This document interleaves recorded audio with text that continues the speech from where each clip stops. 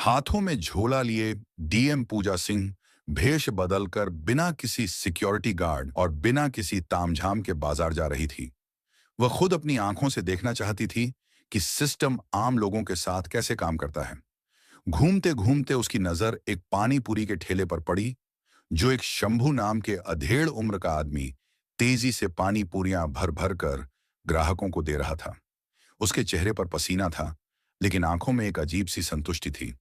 पूजा ठेले के पास जाकर खड़ी हो गई और बोली, भैया एक प्लेट पानी पूरी लगाना। शंभू ने मुस्कुराकर उसकी तरफ देखा और बोला, हाँ मैडम, बताइए, तीखा या मीठा खाएंगी? पूजा की आंखों में शरारत चमकी। बोली, एकदम तीखा बनाना, ऐसा कि मजा आ जाए। शंभू ने कहा, बस मैडम, अभी देखिए। और फिर अपनी कला का प्रदर्शन शुरू कर दिया। उसने एक पानी पूरी उठाई, उसमें सफेद मटर और आलू का मसाला भरा और फिर उसे पुदीने और इमली वाले मसालेदार पानी के जग में डुबोकर पूजा की ओर बढ़ा दिया। पूजा ने पानी पूरी को मुंह में जैसे ही डाला, तभी लोगों की हंसी ठिठोली की आवाजें दब गईं। पूजा ने मुड़कर देखा तो दो बुलेट मोटर बाइक पर तीन पुलिस वाले और एक रौबदार इंस्पेक्टर विक्रम राणे सवार थे। उनकी मोटरसाइकिल ठीक इनके ठेले के सामने आकर रुकी। विक्रम राणा अपनी मूंछों पर ताव देते हुए बाइक से अपने सिपाहियों के साथ उतरा और शंभू को घूरते हुए अपनी कड़क आवाज में कहा, अबे शंभू, तेरा ठेला आज फिर यहां लग गया। कितनी बार बोला है कि सड़क पर धंधा नहीं करना है, लेकिन तू तो सुधरने का नाम ही नहीं ले रहा है। शंभू का खिला हुआ चेहरा पल भर में मुरझा गया। उसने घबराते हुए अपने दोनों हाथ जोड़ लिए। साहब, गरीब आदमी हूं, बच्चों को पालना है, थोड़ा साइड में ही तो लगाया है। साहब, किसी को तकलीफ नहीं हो रही। इंस्पेक्टर विक्रम राणे जोर से हंसा। तकलीफ नहीं हो रही? तू हमें सिखाएगा कि तकलीफ हो रही है या नहीं, और इस हफ्ते का हिस्सा कहां है? लगता है धंधा ज्यादा अच्छा चल रहा है, तभी दिमाग खराब हो गया है। शंभू बिलगिड़ाने लगा। नहीं साहब, ऐसी बात नहीं है। अभी बोहनी भी ठीक से नहीं हुई है। शाम तक जो भी बनेगा मैं थाने में पहुंचा दूंगा साहब। इंस्पेक्टर विक्रम राणे की आंखें गुस्से से लाल हो गईं और बोला, शाम तक हमें बेवकूफ समझा है? क्या तू हमें शाम तक इंतजार कराएगा? शंभू डरते हुए बोला, नहीं साहब, मेरा वो मतलब नहीं था। शंभू कुछ और कहता, उससे पहले ही कांस्टेबल पाटिल ने आगे बढ़कर ठेले पर रखे पानी के जग को उठाकर सड़क पर फेंक दिया। मसालेदार पानी सड़क पर फैल गया और फिर इससे पहले कि कोई कुछ समझ पाता, इंस्पेक्टर विक्रम राणे ने अपनी भारी भरकम लात शंभू के ठेले पर दे मारी, जिससे पूरा ठेला पलट गया। उबले हुए आलू, मटर, चटनी सब सड़क पर बिखर गए। सैकड़ों पानी पूरियां जमीन पर गिरकर गंदे पानी में लथपथ हो गईं। शंभू की दिन भर की मेहनत, उसकी बेटी के डॉक्टर बनने का सपना, सब उस गंदी सड़क पर बिखरा पड़ा था। शंभू जमीन पर बैठकर अपनी बिखरी हुई पूरियों को देख रहा था और उसकी आंखों से आंसू बह रहे थे। ये सब देखकर पूजा सिंह का खून खौल उठा। एक डीएम के तौर पर नहीं, बल्कि एक इंसान के तौर पर। वह एक कदम आगे बढ़ी और अपनी आवाज को जितना हो सके सख्त बनाते हुए बोली, ये क्या तरीका है? किसी गरीब की रोजी रोटी को इस तरह लात मारते हुए आपको शर्म नहीं आती? पूजा की आवाज सुनते ही इंस्पेक्टर विक्रम राणे और उसके साथी चौंक कर उसकी तरफ मुड़े। विक्रम राणे ने पूजा को ऊपर से नीचे तक घूरकर सोचने लगा कि एक मामूली सी सूट पहनी औरत मुझे कानून सिखाने की हिम्मत कर रही है। विक्रम राणा हंसते हुए बोला, ओहो, तो देखो जरा आज समाज सेवा करने कौन आया है। अरे मैडम, तुम कौन हो? इसकी रिश्तेदार हो जाओ, अपना काम करो, ज्यादा नेतागिरी मत, यहां झाड़ो। कांस्टेबल पाटिल ने भी मजाक उड़ाते हुए कहा, लगता है मैडम नई नई इस शहर में आई हैं, इन्हें पता नहीं इंस्पेक्टर विक्रम राणे साहब कौन हैं। पूजा ने गहरी सांस ली और बोली, मैं कोई भी हूं, लेकिन मैं इस देश की नागरिक हूं और मैं पूछ रही हूं कि किस कानून में आपको यह हक दिया कि आप किसी की मेहनत को ऐसे बर्बाद कर दें। ये गरीबों पर जुल्म नहीं तो और क्या है? जुल्म और कानून जैसे शब्द सुनकर विक्रम राणे का पारा चढ़ गया और सोचने लगा कि एक मामूली सी औरत उसके मुंह लग रही थी। वह भी पूरी भीड़ के सामने उसकी ईगो को ठेस पहुंच गया। उसका चेहरा गुस्से से तमतमा गया और चिल्लाते हुए बोला, रुक, तुझे अभी कानून सिखाता हूं। और अगले ही पल बिना किसी चेतावनी के उसने गुस्से में आकर अपना हाथ उठाया और पूजा सिंह के गाल पर एक जोरदार थप्पड़ जड़ दिया। आवाज इतनी तेज थी कि एक पल के लिए जैसे वक्त ही रुक गया हो। उसके गाल पर पांचों उंगलियों के लाल निशान उभर आए। कान में एक अजीब सी झंझनाहट होने लगी। भीड़ अवाक थी। लोगों की आंखें फटी की फटी रह गईं। कोई यकीन नहीं कर पा रहा था कि एक पुलिस वाले ने खुले बाजार में एक औरत पर हाथ उठा दिया। शंभू तो जैसे सदमे में चला गया था, लेकिन पुलिस वालों को इससे कोई फर्क नहीं पड़ा। वे जोर जोर से हंसने लगे और बोले, बढ़िया है, बड़ी कानून सिखाने आई थी। विक्रम राणे ने अपनी हथेली झाड़ते हुए कहा। अब पता चला पुलिस से जुबान लगाने का नतीजा। पूजा ने अपना गाल सहलाया। उसे दर्द से ज्यादा बेइज्जती महसूस हो रही थी, लेकिन उसके अंदर का गुस्सा अब एक गर्म संकल्प में बदल चुका था। तभी एक सिपाही ने आगे बढ़कर पूजा की कलाई सख्ती से पकड़ ली और बोला, साहब बोलिए, अभी इसे थाने घसीटते हुए ले चलते हैं। इंस्पेक्टर विक्रम राणे चिल्लाते हुए बोला, हाँ ले चलो, इस लड़की को थाने, वहीं इसकी सारी अकड़ को निकालेंगे। फिर पूजा को दो पुलिस कांस्टेबल धकेलते हुए गाड़ी की तरफ ले जाने लगा। भीड़ अभी मूक दर्शक बनी खड़ी थी। किसी की हिम्मत नहीं थी। इंस्पेक्टर के खिलाफ आवाज उठाने की सबकी आंखों में पुलिस का खौफ साफ दिख रहा था। पूजा को अब एहसास हुआ कि स्थिति कितनी गंभीर है। उसे लगा कि अब उसे अपनी असली पहचान बता देनी चाहिए। बस एक फोन करना है और यह चारों उसके कदमों में होंगे। लेकिन जैसे ही उसने यह सोचा, उसके दिमाग में एक और ख्याल आया। अगर मैंने अभी बता दिया कि मैं डीएम हूं, तो ये सब डर के मारे मेरे आगे पीछे घूमने लगेंगे, मुझे सलाम करेंगे, माफी मांगेंगे। लेकिन उस सच्चाई का क्या होगा जो मैं देखने निकली थी? उस आम आदमी का क्या होगा जिसके पास डीएम का टैग नहीं है? उन हजारों लोगों का क्या होगा जो रोज इसी तरह जलील होते हैं और कोई उनकी नहीं सुनता? उसने मन ही मन फैसला किया, मैं अभी अपनी पहचान नहीं बताऊंगी। मुझे इस सिस्टम की गंदगी को आखिर तक देखना है। मुझे जानना है कि ये लोग एक आम बेसहारा औरत के साथ किस हद तक गिर सकते हैं। ये नाटक अभी और चलेगा। उसने कोई विरोध नहीं किया। पुलिस वालों ने उसे जबरदस्ती घसीटते हुए गाड़ी पर बिठाया और गाड़ी स्टार्ट हुई, पुलिस स्टेशन की तरफ बढ़ गई। पूजा खामोशी से बैठी रही। उसका चेहरा शांत था, लेकिन उसकी आंखों में एक तूफान पल रहा था। रास्ते भर पुलिस वाले बेहुदा मजाक करते रहे और वे बोल रहे थे, अबे यह औरत तो बहुत तेज निकली, लगता है किसी बड़े घर की है। तो किसी ने कहा, अरे नहीं रे, बड़े घर की होती तो भिखारियों की तरह खड़ी होकर पानी पूरी खाती, जरूर किसी के साथ भागकर आई होगी और अब हमें कानून सिखा रही थी। हाँ हाँ हाँ, थाने चलने दे, सारी हेकड़ी निकाल देंगे। विक्रम राणे साहब का हाथ खाकर कोई सीधा खड़ा नहीं रह पाता। पूजा ने उनकी हर बात सुनी, लेकिन एक लफ्ज सा नहीं बोली। वह हर चेहरे को, हर नाम को अपने जहन में कैद कर रही थी। थाना पहुंचते ही उसे गाड़ी से लगभग घसीट कर उतारा गया। विक्रम राणे ने चिल्लाते हुए आदेश दिया, डालो इसे लॉकअप में। एक महिला कांस्टेबल, जो शायद नाम की महिला थी, पूजा को पकड़ा और उसे औरतों के लॉकअप की तरफ धकेल दिया और बाहर से लोहे का दरवाजा बंद कर दिया। लॉकअप के भीतर का माहौल किसी नर्क से कम नहीं था। एक छोटा सा घुटन भरा कमरा, कोनों में गंदगी जमा थी। एक बदबूदार कंबल एक कोने में फेंका हुआ था। वहां पहले से ही दो और औरतें सहमी हुई बैठी थीं। एक की उम्र करीब 40 के आसपास थी। उसका नाम लक्ष्मी था और दूसरी एक 24 उम्र की लड़की थी। उसका नाम रीना था। पूजा को देखकर लक्ष्मी ने सहमी हुई आवाज में पूछा, बहन तुझे क्यों पकड़ा? क्या किया तूने? पूजा ने एक गहरी सांस ली। उसके गाल पर अभी जलन हो रही थी। उसने हल्की मुस्कान के साथ जवाब दिया, मैं एक गरीब की मदद करने की गलती कर दी। लक्ष्मी ने एक ठंडी आह भरी, गरीब, हम गरीबों के लिए इस देश में कोई जगह नहीं है बहन। यहाँ कानून सिर्फ अमीरों के लिए है। देख लेना, अगर तेरे पास पैसे नहीं हैं या कोई बड़ी जान पहचान नहीं है, तो यह तुझे बहुत सताएंगे। रीना, जो अब तक चुप थी, रोते हुए बोली, दीदी ये लोग बहुत बुरे हैं। मैंने बस अपनी पसंद के लड़के से शादी करने की सोची थी। मेरे घर वालों ने ही मुझे पुलिस से पकड़वा दिया। ये लोग मुझे सुबह से पीट रहे हैं, कह रहे हैं कि कबूल कर कि तूने चोरी की है। पूजा का दिल दहल गया। ये थी जमीनी हकीकत, ये था वह सिस्टम जिसकी वह मुखिया थी।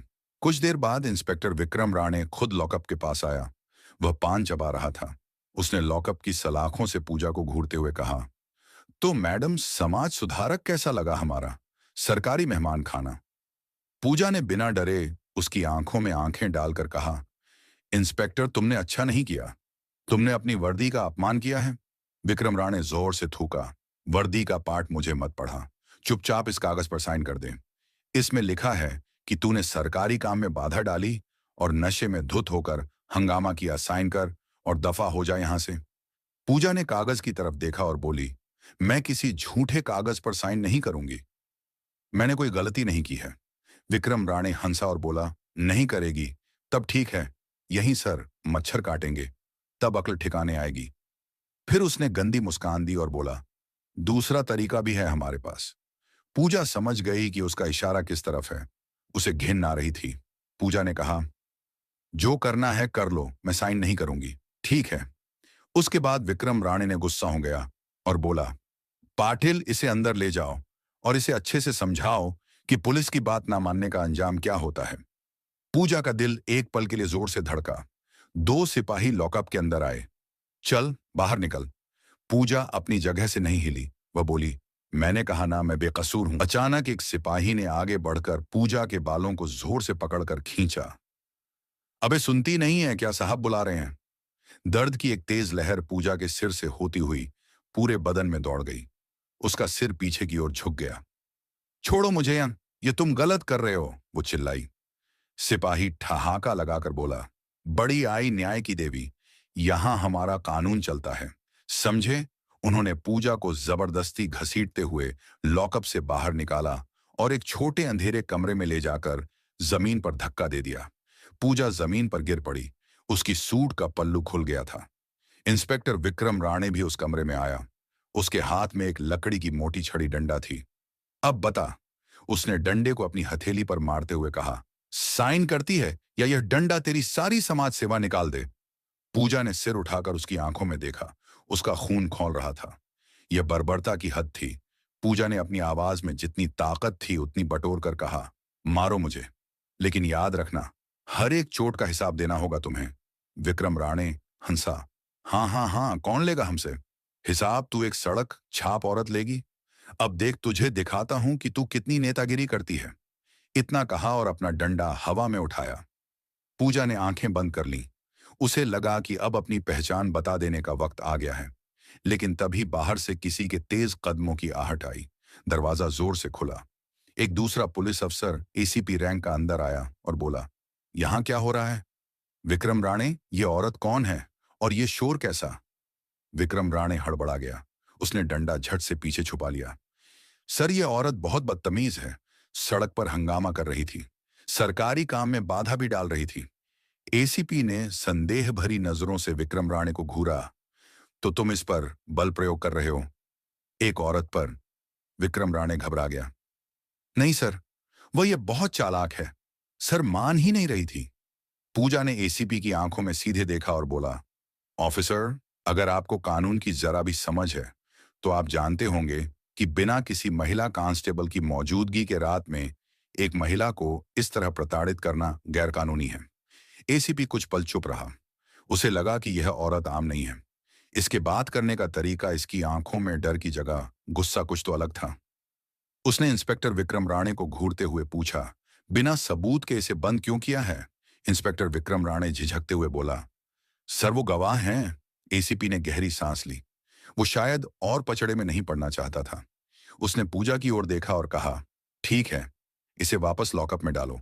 सुबह मजिस्ट्रेट के सामने पेश कर देना और राणे कोई तमाशा नहीं होना चाहिए। इंस्पेक्टर विक्रम राणे ने नाखुशी से सिर हिलाया। पूजा को वापस लॉकअप में डाल दिया गया। वह बच गई थी कम से कम अभी के लिए, लेकिन उसका संकल्प और मजबूत हो गया था। आधी रात को उसे खाने के नाम पर 2 बासी रोटियां और पानी जैसी दाल दी गई जिसे शायद कोई जानवर भी ना खाता, और उसे एक बदबूदार गंदा कंबल दिया गया। पूरी रात मच्छर उसे काटते रहे। लक्ष्मी और रीना के सिसकने की आवाजें आती रहीं। पूजा सो नहीं पाई। वह बस सोचती रही। यह रात उसके लिए एक सबक थी। यह रात उसे बता रही थी कि उसका काम कितना मुश्किल है। यह रात उसके डीएम होने का असली इम्तिहान ले रही थी। अगली सुबह जब सूरज की हल्की किरणें लॉकअप की छोटी सी खिड़की से अंदर आईं, तो पूजा के बदन में सख्त जमीन पर सोने से अकड़न हो चुकी थी। गाल पर थप्पड़ का निशान अब नीला पड़ गया था। तभी इंस्पेक्टर विक्रम राणे फिर से आया। उसके चेहरे पर वही घमंड था और उसने घमंड से कहा, अबे आज तेरी किस्मत अच्छी है। चल, तेरी जमानत हो गई। पूजा चौंक गई। जमानत? मेरी जमानत किसने कराई इंस्पेक्टर? विक्रम राणे हंसा। कोई पत्रकार है कल रात का तमाशा किसी ने उसे बता दिया होगा। तेरे जैसे लोगों को बचाने के लिए कोई ना कोई मूर्ख आ ही जाता है। चल निकल यहां से। पूजा को लॉकअप से बाहर निकाला गया। बाहर पुलिस स्टेशन के वेटिंग एरिया में एक नौजवान लड़की कैमरा लिए खड़ी थी। वह शायद कोई लोकल न्यूज चैनल की रिपोर्टर थी। उसका नाम मीरा था। मीरा ने शायद शंभू से या भीड़ में से किसी से खबर पाली थी। मीरा ने पूजा को देखते ही अपना कैमरा ऑन कर दिया। मैडम, आप पर क्या आरोप लगाया गया है? इससे पहले कि मीरा अपना सवाल पूरा करती, कांस्टेबल पाटिल ने उसे धकेल दिया। एक कैमरा बंद कर, चल भाग यहां से। ये पुलिस स्टेशन है, कोई न्यूज रूम नहीं। इंस्पेक्टर विक्रम राणे भी बाहर आ गया और बोला, चल बे औरत, निकल यहां से, जमानत मिल गई ना, अब ज्यादा तमाशा मत कर। पूजा वहीं खड़ी रही। उसकी नजरें थाने में इधर उधर घूम रही थीं। थोड़ी दूर पर वही बूढ़ी महिला रोती हुई गिड़गिड़ा रही थी, साहब मेरे बेटे को छोड़ दो, वह बेकसूर है। लेकिन वहां बैठा दरोगा उसे धमका रहा था, भाग यहां से बुढ़िया, वरना तुझे भी पोते के साथ अंदर डाल दूंगा। यह देखकर पूजा का सब्र का बांध टूट गया। बस बहुत हो गया। इंस्पेक्टर विक्रम राणे ने पूजा को घूरते हुए कहा, खड़ी क्यों है, दफा हो जा। पूजा ने गहरी सांस ली। वह धीरे से इंस्पेक्टर विक्रम राणे की तरफ मुड़ी। उसकी आवाज ठंडी शांत, लेकिन किसी तेल की तरह सख्त थी।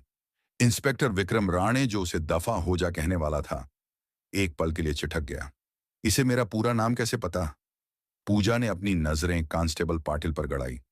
कांस्टेबल अशोक पाटिल। फिर उसने बाकी दो सिपाहियों को देखा, कांस्टेबल मोरे और कांस्टेबल शिंदे। अब चारों के चेहरे पर हवाइयां उड़ने लगी थीं। पत्रकार मीरा भी हैरान थी।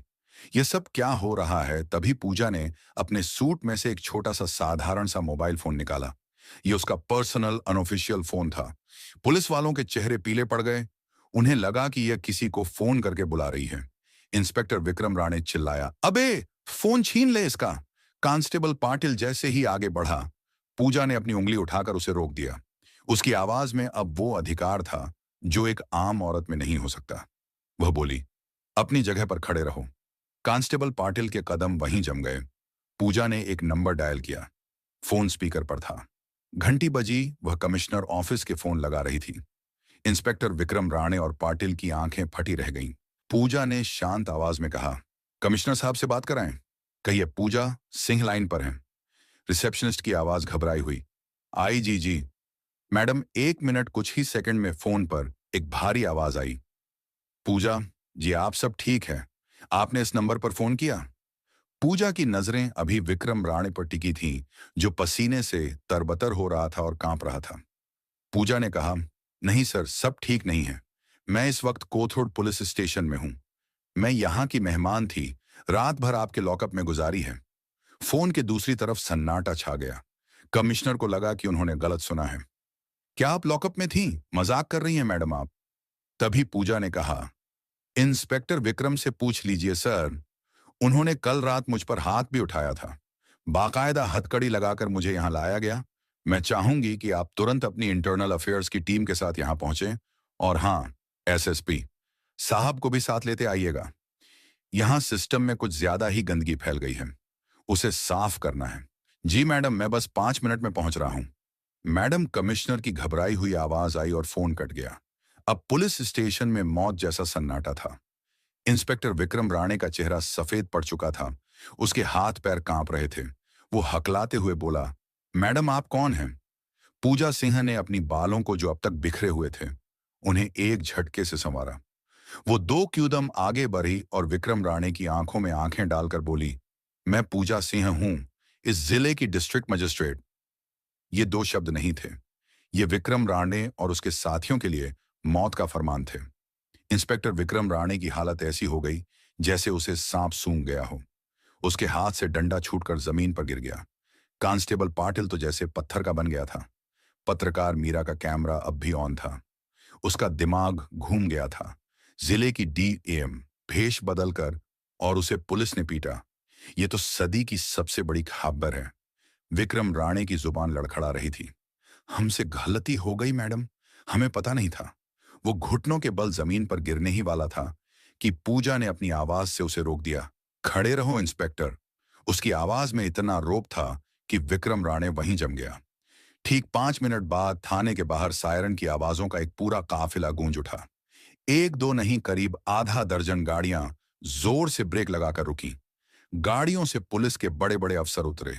सबसे आगे खुद पुलिस अधिकारी एसपी थे। उनके पीछे एसएसपी और कई दूसरे सीनियर अधिकारी।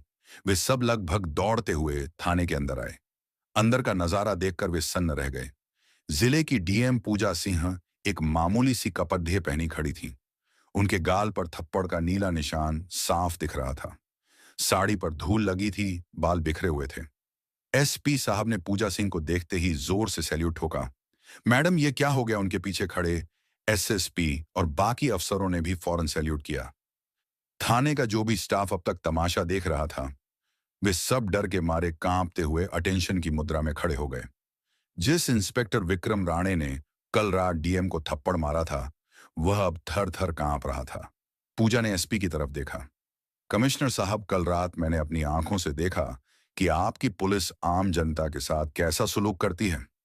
उसने शंभू के ठेले की पूरी घटना बताई और कहा, जब मैंने उन्हें रोकने की कोशिश की तो आपके इस बहादुर इंस्पेक्टर विक्रम राणे ने मुझ पर हाथ उठाया, सिर्फ इसीलिए कि मैंने एक गरीब के हक में आवाज उठाई। एसपी का चेहरा गुस्से और शर्मिंदगी से लाल हो गया। उन्होंने विक्रम राणे को घूर कर देखा। विक्रम राणे अब तक जमीन पर घुटनों के बल गिर चुका था। वह दोनों हाथ जोड़कर गिड़गिड़ा रहा था। मैडम, मुझे माफ कर दीजिए। मेरे बच्चों का वास्ता है मैडम। मुझसे भूल हो गई। मैं आपको पहचान नहीं पाया। पूजा की आंखें आग उगल रही थीं। बस यही तो दिक्कत है। पूजा जोर से गरजी। तुमने मुझे इसलिए नहीं पीटा कि मैंने कोई जुर्म किया था। तुमने मुझे इसीलिए पीटा क्योंकि मैं एक आम औरत दिख रही थी। अगर मैं डीएम नहीं होती तो क्या तुम मुझे कल रात उस कमरे में मारते पीटते? क्या तुम मुझे झूठे केस में फंसाकर जेल भेज देते? बोलो। विक्रम राणे के पास कोई जवाब नहीं था। वो बस माफ कर दो मैडम रट रहा था। पूजा ने लॉकअप में बंद लक्ष्मी और रीना की तरफ इशारा किया। कमिश्नर साहब, उन औरतों का क्या क्या, उनका कोई हक नहीं है।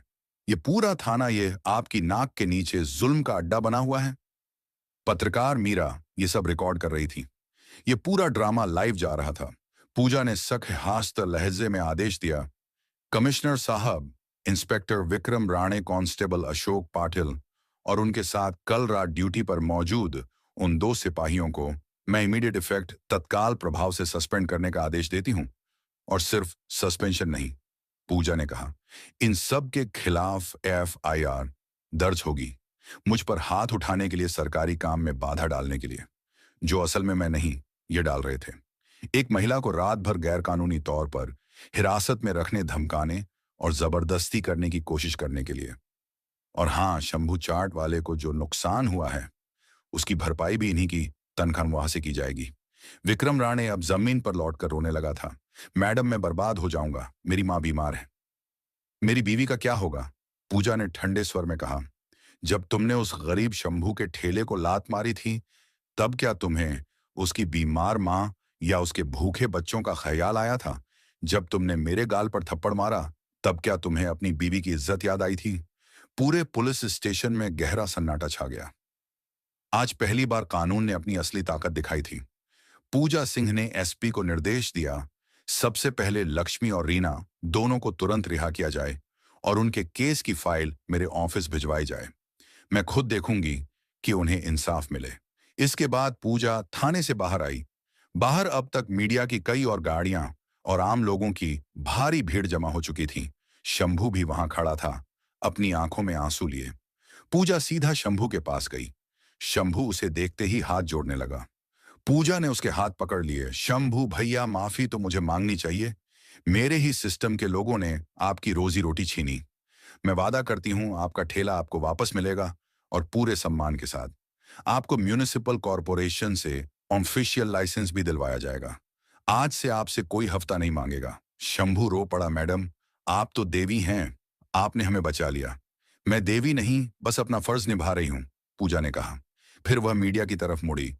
मीरा ने माइक आगे किया। पूजा ने कहा, आज जो हुआ वो शर्मनाक है, लेकिन यह एक शुरुआत भी है। मैं इस शहर के हर नागरिक को यह भरोसा दिलाना चाहती हूं कि कानून से ऊपर कोई नहीं है। ना कोई नेता, ना कोई अफसर और ना ही कानून के रखवाले। अगर पुलिस जनता की रक्षक बनेगी तो हम उसे सलाम करेंगे। लेकिन अगर वह भक्षक बनेगी तो उसे बख्शा नहीं जाएगा। उसने कमिश्नर की तरफ देखकर कहा, मैं चाहती हूं कि इस थाने के हर कोने में सीसीटीवी कैमरे लगाए जाए और हर हफ्ते उनकी फुटेज की जांच हो। कमिश्नर ने सिर झुकाकर कहा, जी मैडम। इंस्पेक्टर विक्रम राणे और उसके साथियों को हथकड़ी लगाकर पुलिस की जीप में बिठाया जा रहा था। कल तक जो वर्दी उनका घमंड थी, आज वही वर्दी उनकी बेइज्जती का सबक बन गई थी। उनकी नौकरी, उनकी इज्जत, सब एक रात में खत्म हो गया था। पूजा सिंह अपनी सरकारी गाड़ी की तरफ बढ़ी। वह थकी हुई थी, उसके गाल पर दर्द था, लेकिन आज उसके दिल में एक गहरा सुकून था। ऐस बड़ी ही दफ्तर से नहीं, बल्कि जमीन से जुड़कर उसने आज सिस्टम की एक बड़ी ले ली। गंदगी को साफ किया था। गाड़ी स्टार्ट हुई। पूजा ने शीशे से बाहर देखा। लोग उसकी जय जयकार कर रहे थे। शंभू उसे हाथ जोड़कर विदा कर रहा था। पूजा ने आंखें बंद कर ली। यह लड़ाई लंबी थी। यह सिर्फ एक रानी की कहानी नहीं थी। यह उस पूरे सिस्टम को बदलने की लड़ाई थी, जिसकी जिम्मेदारी अब उसके कंधों पर थी। और वह इस जिम्मेदारी को निभाने के लिए पूरी तरह तैयार थी। पुणे की वह सुबह एक आम सुबह नहीं थी। वह एक नई उम्मीद, एक नए इंसाफ की सुबह थी। तो दोस्तों, यह कहानी केवल मनोरंजन और शिक्षा के उद्देश्य से बनाई गई है। इसमें दिखाए गए सभी पात्र, घटनाएं और संवाद काल्पनिक हैं। किसी भी वास्तविक व्यक्ति, संस्था या घटना से इनका कोई संबंध नहीं है। कृपया इसे केवल कहानी के रूप में देखें और इसका आनंद लें। हम किसी की भावनाओं को ठेस पहुंचाना नहीं चाहते। अगर आपको यह कहानी पसंद आई हो, तो इसे लाइक करें और ज्यादा से ज्यादा लोगों तक शेयर करें। कमेंट करके बताएं कौन सा कदम सबसे अच्छा लगा, और हमारे चैनल को सब्सक्राइब करना न भूलें, क्योंकि हम आपके लिए ऐसे ही प्रेरणादायक कहानियां लाते रहेंगे। धन्यवाद।